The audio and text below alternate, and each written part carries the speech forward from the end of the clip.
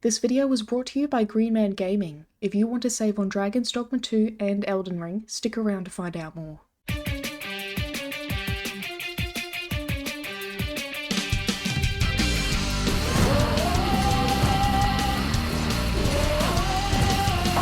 Nice throw!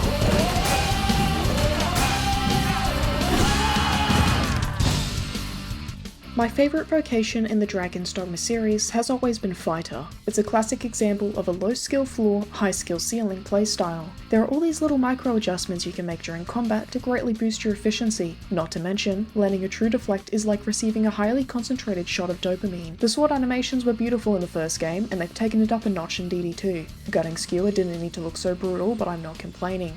Those gore harpies deserve it. Now you can't talk about Fighter without bringing up its sheathed idol and walking animations. The other vocations just don't look this cool unless they take out their weapons, and even then, I still personally prefer Fighter's sheathed pose. The sword and board archetype is typically written off as boring and basic, but I've never perceived it that way, honestly. The first fantasy RPG I ever played was Oblivion, back when I was a little kid. My first character was this ugly blue Khajiit knight with a sword and shield, and it feels like I've gone full circle since they've added Beast Run. Now that my perfectly normal feelings about Fighter have been established, I'm going to break down this vocation on a molecular level and teach you everything I've learnt so far.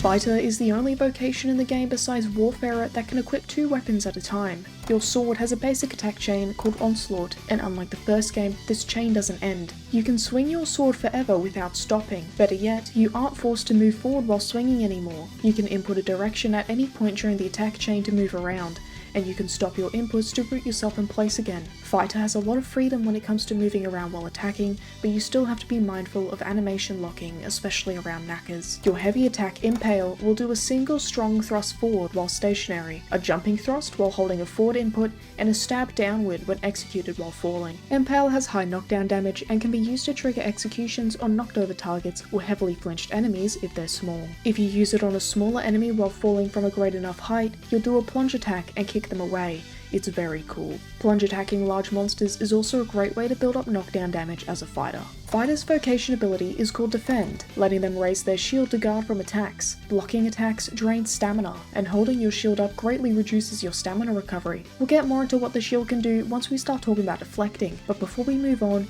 you can turn your character around quickly by inputting a direction immediately followed by blocking. I recommend getting used to this as soon as possible if you haven't already, since it lets you whip around and protect yourself from anything coming at you from behind. Tusk Toss is Fighter's strongest core skill. After holding Onslaught for 1 second, your character will flash, not like that, and release the skill.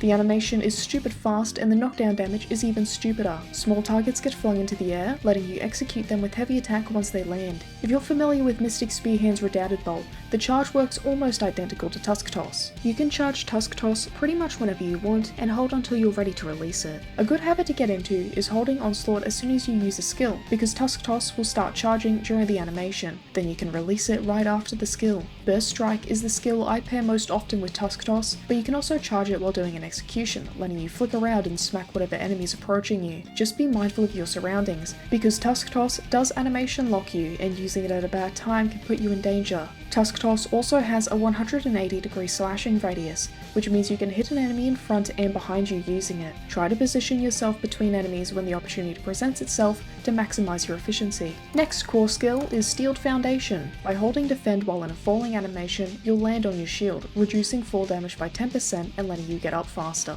This core skill doesn't seem very impressive on the surface, but there is an absurd amount of tech and cheese hidden beneath its humble description. You know how you'll sometimes fall off an enemy when they start shaking around? Steeled Foundation is deployable when you fall, which lets you entirely negate the ragdoll damage you normally take. That's already very useful, but we haven't even got into the good part yet. Steeled Foundation will make you land on the nearest surface since you raised your shield, and large enemies count as surfaces. As you can see here, my character fell off the Cyclops, but thanks to Steeled Foundation, cancelled the ragdoll fall state and landed right back onto the monster. This means that Fighter is basically unpunishable when an enemy makes them fall off, because you'll land right back where you were initially, or at the very least, take no ragdoll damage once you hit the ground. One thing to note about Steeled Foundation and DD2's ragdoll mechanics in general is that there's a difference between falling off a monster and getting flung off. If you're standing on a Cyclops when it does its butt slam, you will fall off, which is why you can use Steeled Foundation to recover immediately. But if, for example, a Minotaur kicks you, you enter a flung off state, and you can't use Steeled Foundation for that.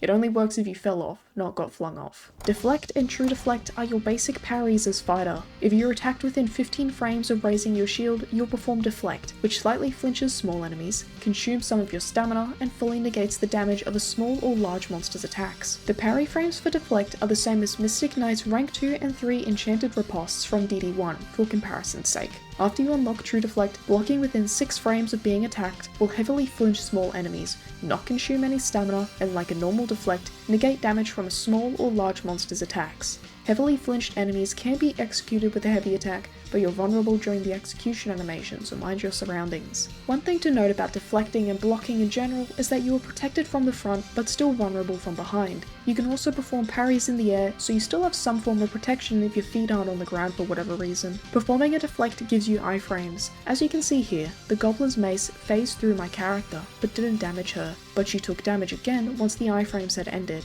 When your character swings their arm out after landing a deflect of any kind, they will hit the enemies on their left side and even behind them with their shield, potentially killing them outright. This damage scales off your shield's strength and magic value. Since Tusk Toss isn't godly enough already, charging it during a deflect animation is very useful. Tusk Toss is faster than an execution, leaving you vulnerable for less time. Executions do deal more damage though, so use either according to the situation. In addition to deflects, fighter gets a core skill called Enchanted Counter. Deflect damage is pretty weird, since the enemy you parry doesn't take any damage, but anything hit by the outward swing of your shield will be damaged. What Enchanted Counter does is make both your normal and true deflects deal damage if your weapon is enchanted. The elements work the same on your shield as they normally do on everything else. Fire can inflict burning, ice can freeze drenched enemies, and lightning can stun. Your enchanted shield will still deal damage with just standard blocking.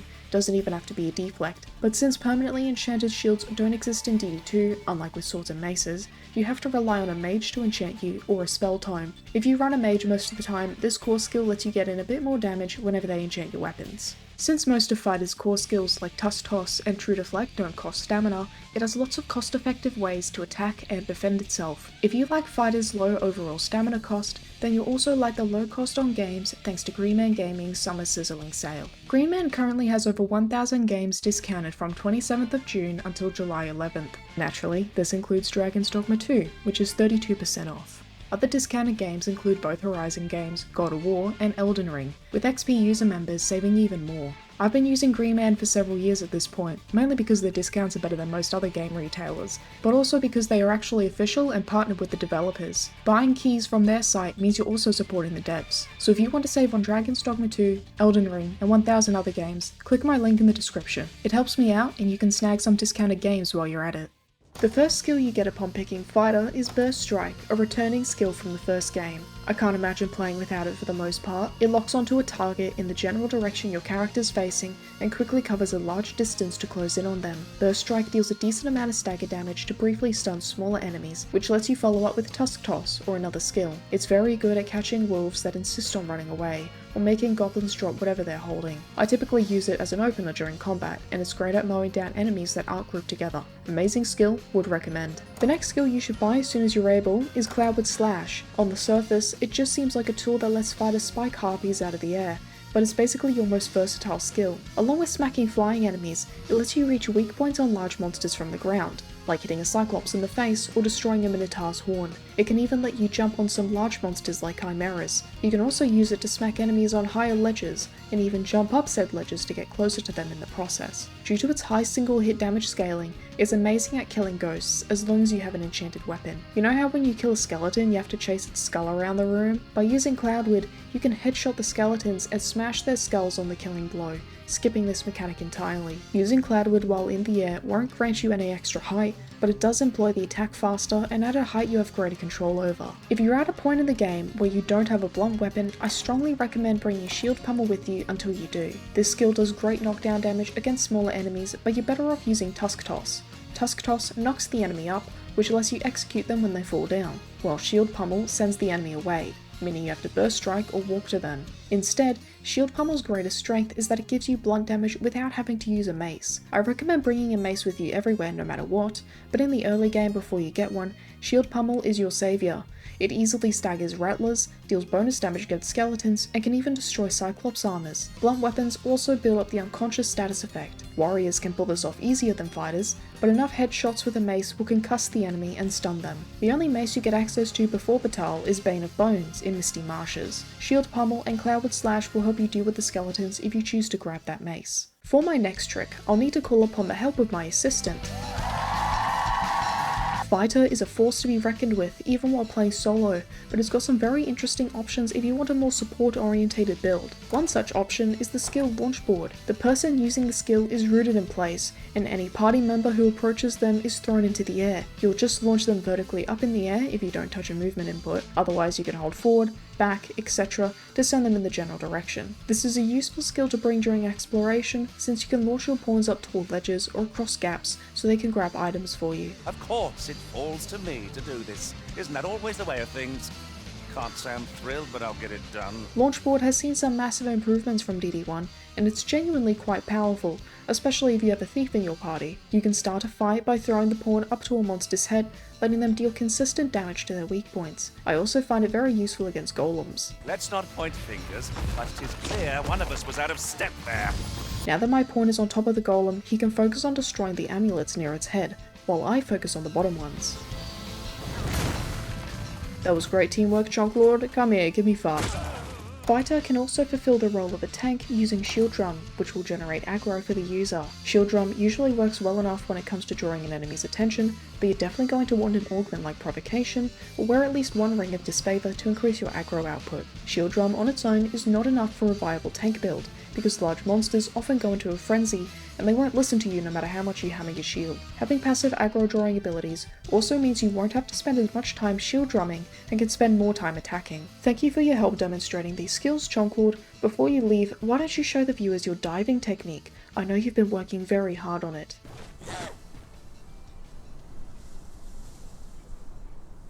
Amazing! Such a small splash despite his chunk. Enemies love to gang up on you in this game, and Full Moon Slash is amazing at dealing with them. My guides are meant to be no spoilers, so I won't show you any footage of endgame content, but I will say that Full Moon Slash is amazing against the major bosses in postgame. Without a doubt, this is the best skill to deal with groups of enemies, since you can move around a bit while using it, it has surprisingly high damage, and its knockdown power is even higher. In DD1, this skill had iframes, but they've removed this and given it better damage, knockdown, reach, and mobility. Instead of being what was essentially a dodge button, it's now a proper AoE skill. I recommend equipping it at the campfire right outside Draupnir's Grotto if you intend to go in there. Another skill that's good for Draupnir's Grotto is Hindsight Sweep, which is also a returning skill from Dragon's Dogma 1. This one has also seen quite a few changes, but functions almost the same. Upon using Hindsight, you receive 30 frames worth of invincibility, letting you negate any damage while also moving your character backwards to avoid certain attacks, like some grabs. But if you use the skill within 8 frames of being attacked, you'll execute a perfect timing mechanic like True Deflect,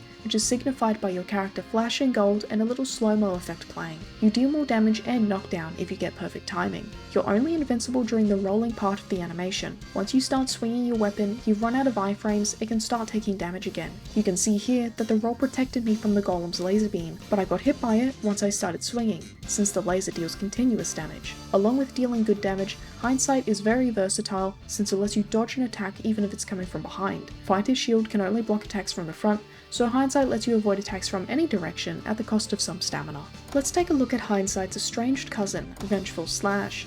This is yet another counter skill, but it works very differently from Hindsight. Upon pressing the skill button, you enter a counter stance, and once something hits the shield, you'll unleash your attack. There is no precise timing involved, but holding the counter stance drains stamina, so it's better for your stamina economy to time it as close to the attack as possible. Vengeful also has incredibly high knockdown power, easily dropping enemies like Gore Minotaurs and Dualhans with a single counter. If you're going Dualhan hunting, this skill is a must. One counter will drop it to its knees, which opens it up for an execution attack. However, this skill functions like a block, meaning it will only protect you from front-facing attacks, not any other direction. This is an advantage with Hindsight. You can also be damaged and staggered after the counter is activated, and you're swinging your weapon, which is a downside it shares with Hindsight. But which one deals more damage?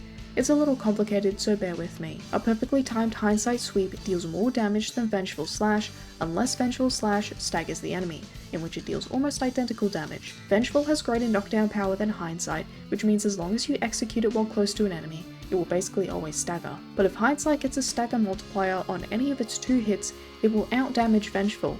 So that means Hindsight is the better skill, right? Because it can evade attacks from any direction and deals better damage? In a majority of circumstances, Hindsight is the superior skill, but Vengeful is still the knockdown king. The fact that a single Vengeful can put a Dullahan on its knees is insane. If you want damage and survivability, use Hindsight. But if you're going boss hunting and want knockdown power, bring Vengeful. This next skill is basically the defensive cousin of Full Moon Slash, Flawless Guard. Like Full Moon, you spin in a circle to attack enemies and can move around, the main difference being that you spin with your shield rather than your weapon. This goofy looking skill is excellent in group settings, has decent knockdown and damage, but its main appeal is the fact that you can use it while staggered. If you're staggered, you can just use Flawless Guard to break out of it immediately. During the animation, you will also block attacks, assuming you don't interrupt them first. Since Flawless Guard hits multiple times, it works very well with enchantments, letting you quickly build up status effects. One final thing to note is that Flawless Guard can animation cancel Onslaught at any point. No other skill can do this. Skills and your heavy attack cannot be animation cancelled,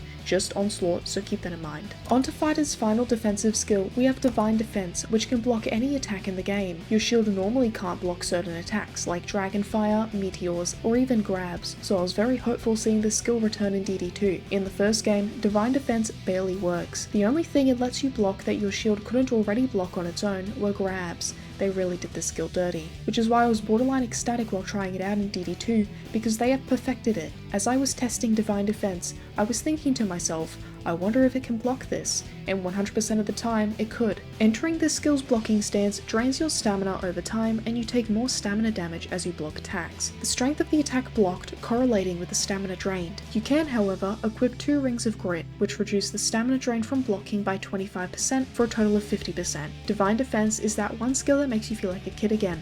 Blocking Dragonfire like it's nothing is peak power fantasy. You can even block a Drake's stamina drain raw with it. Despite how much I love Divine Defense, it's generally not worth slotting over an evasive skill like Hindsight, but it does have its uses. I always bring this skill with me when going Drake hunting. Sometimes when fighting Drakes, you'll get stuck in a tight spot as it's casting a spell and can't get out of the way, but you can just plonk down with Divine Defense to protect yourself. Not having to move away when it does its stamina roll is also very convenient, and lets you get more damage in. Dodging its meteors can also be very annoying, but you really need 2 Rings of Grit if you want to do that sort of thing. The stamina drain without it will require you to eat through several curatives to block the duration of the spell. But with 2 Rings of Grit and a decent stamina pool, you can become your own personal bomb shelter.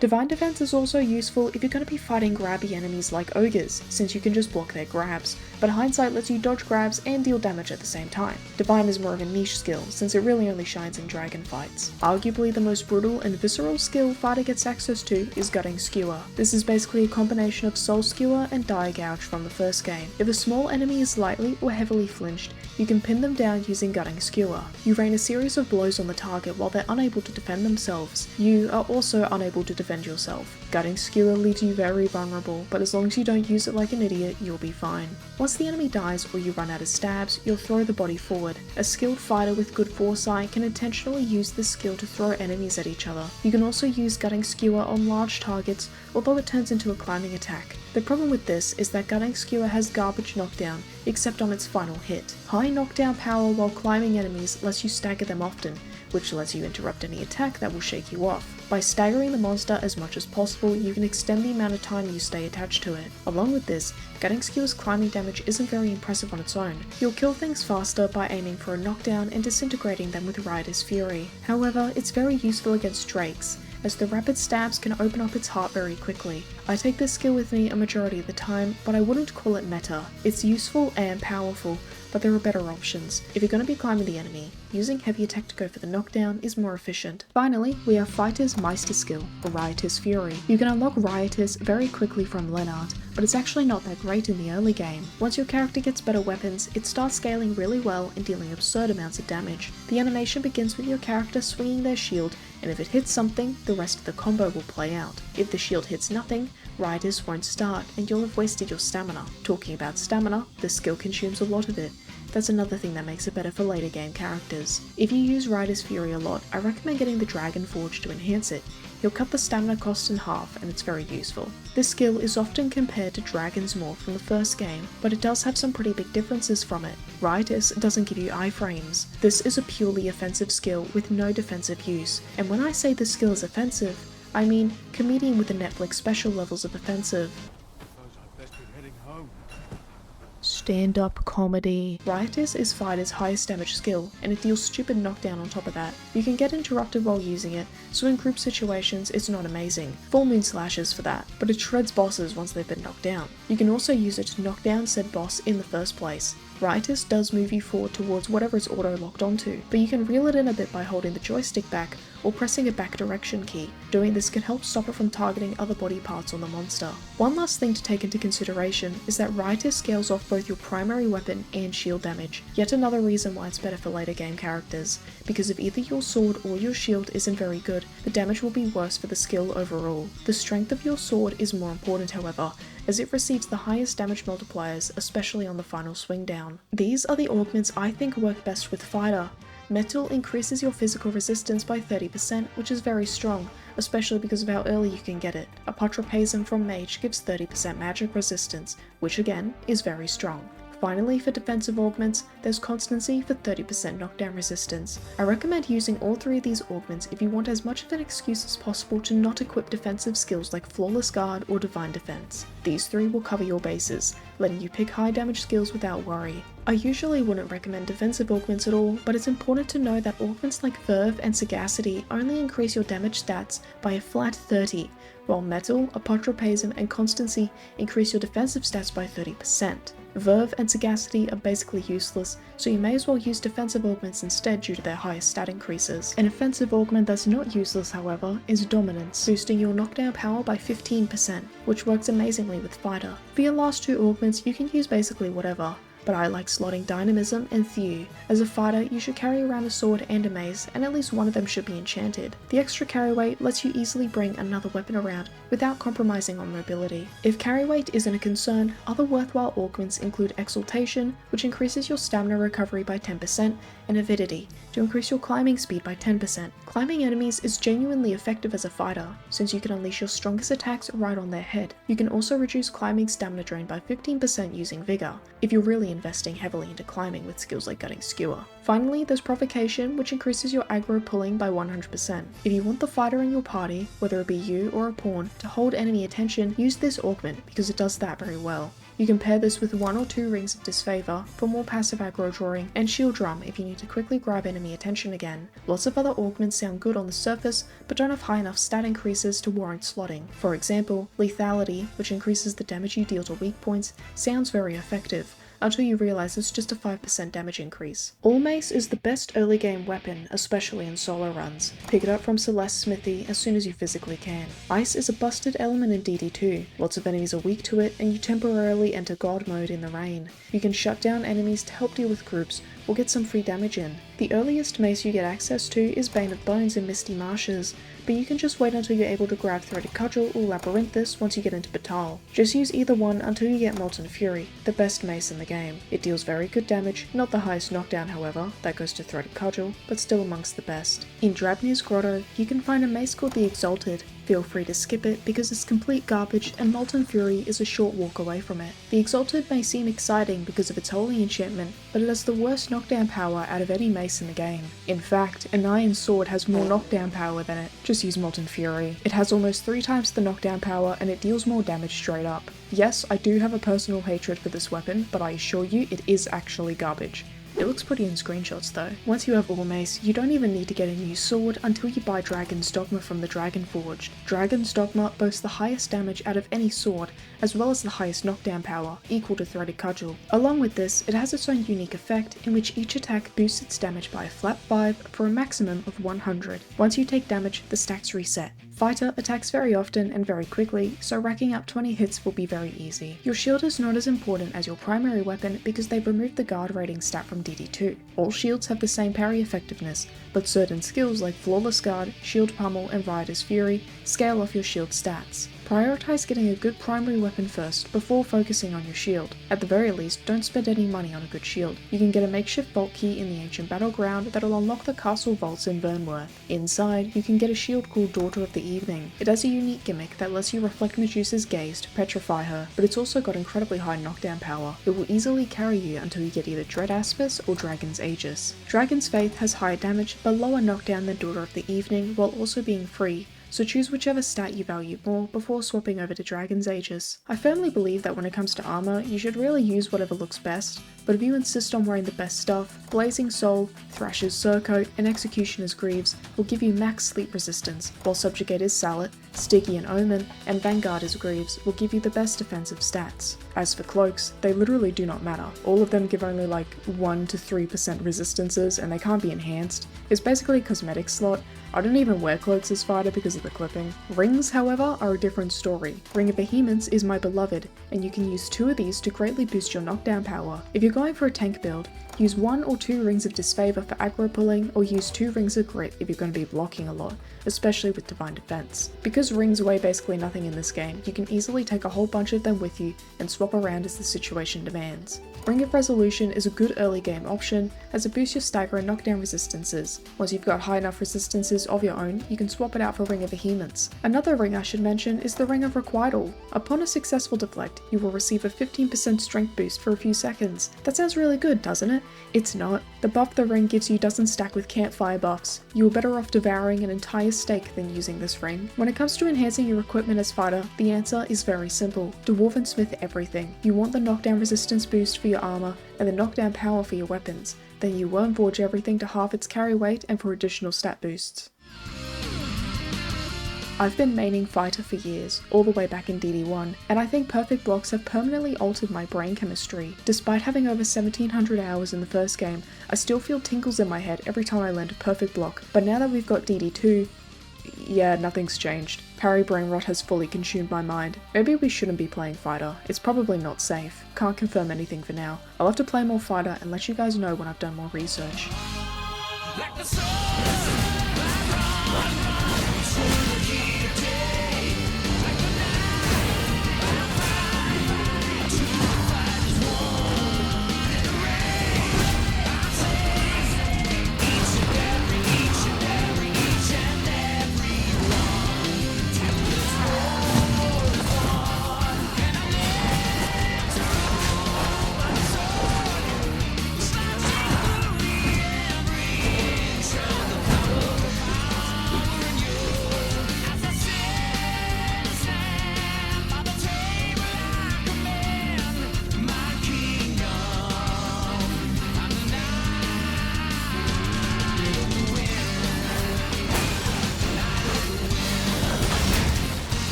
Thank you again Green Man Gaming for sponsoring this video. If you want to save on Dragon's Dogma 2, Elden Ring, and 1000 other games, make sure to click my link in the description. And I'll catch you guys in the next one.